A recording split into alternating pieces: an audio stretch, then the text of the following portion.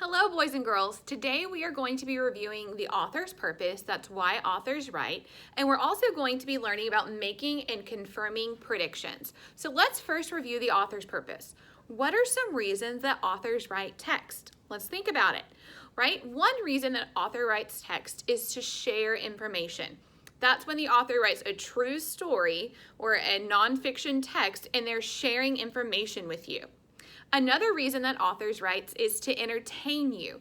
When an author writes to entertain you, they're sharing a fun story that's fictional, that you read just for fun.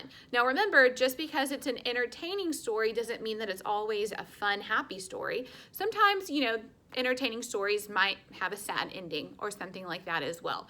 But authors also write to entertain you. Another reason authors write is to explain something to you. That's when you're reading a recipe or a how-to book and the author is telling you how to do something. So how-to books are really important, especially when you are making recipes like cookies or brownies or something yummy like that. Or when you want to learn how to do something new, that's when the author is explaining something to you. Another reason an author writes is to persuade you. When an author writes to persuade you, they are trying to convince you to think like they think, or they're trying to convince you to like something or to do something or to buy something, like in the case of a commercial or an advertisement.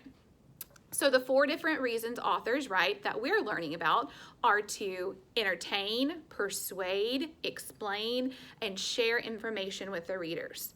Now that we reviewed author's purpose, we're going to be talking about making predictions. So I want you to think, what does it mean to make a prediction, right? And we're going to review this anchor chart together and you're going to learn what it means to make a prediction.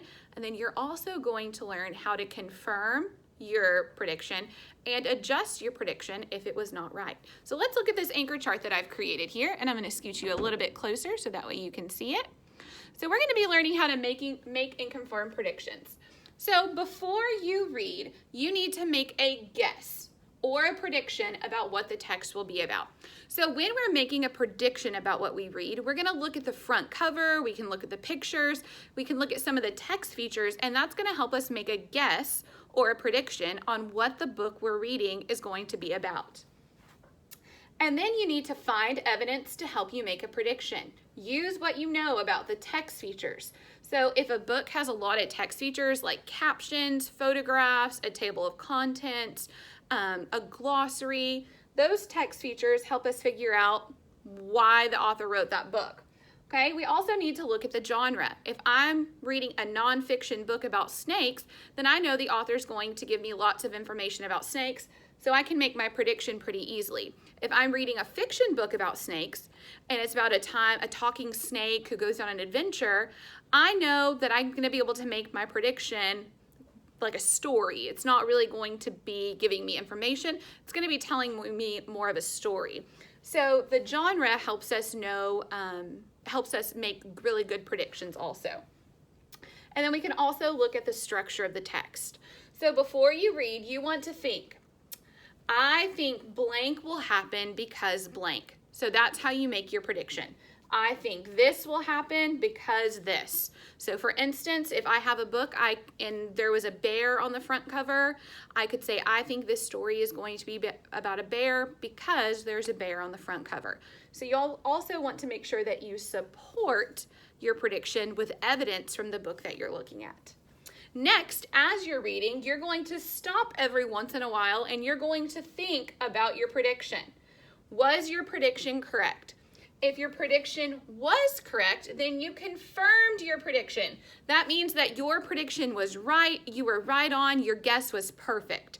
That means that you can just keep on reading. Your prediction was good, you knew what the book was going to be about, and that's awesome. If your prediction was not correct, you need to stop and adjust your prediction or make a new one, then keep reading. So if you're reading and you realize my prediction was wrong, you need to stop, think about the book you're reading, and think what's going to happen as you continue to read. Okay? Following this anchor chart will help us make really good predictions, and that's what we're going to be practicing in this lesson. But also don't forget about the author's purpose, because that's going to be an important part of this lesson also. All right, we'll see you at the next part of this lesson where you're going to be able to practice making and confirming predictions, and also identifying the author's purpose. Bye, boys and girls.